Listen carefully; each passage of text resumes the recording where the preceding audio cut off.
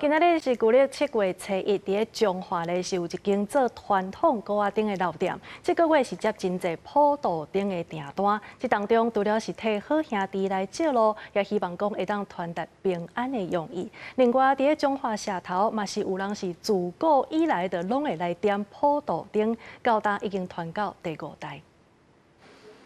师傅斟酌画糕仔丁，详细看顶面的字，写的是庆赞中原。旧历7月是民间信仰的普渡月，早年台湾有挂普渡丁的习俗，一来有替好兄弟笑路的意思，二来嘛有保庇家己平安的用意。中华这间传统的糕仔丁老店，都有侪侪普渡丁的订单，而且写的字嘛无啥共款。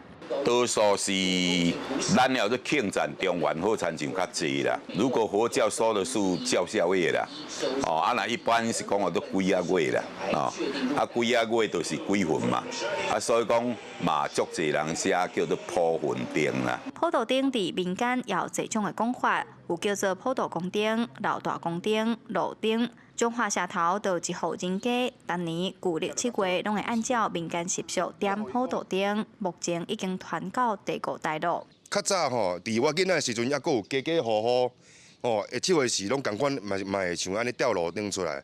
但是因为时代演变，因为有的人话算老岁已经老啊，嘛无迄个时间他来用这啊，所以慢慢啊，剩阮兜有这个传统。我互伊长期，要互伊继续延续落去。台湾的民间信仰讲7月初1的时阵，地甲门拍开，咱这高分野鬼出来人世间，有的庙可能就会采丁糕，第5可能就是阮这个砖头采这个普渡公丁。普渡公丁这个观念，足侪无共款的讲法。一种观念是讲，伊是拜着这个普渡公。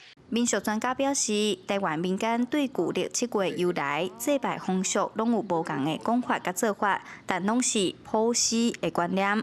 为普渡月习俗，嘛当看出台湾人对天地鬼神的敬重。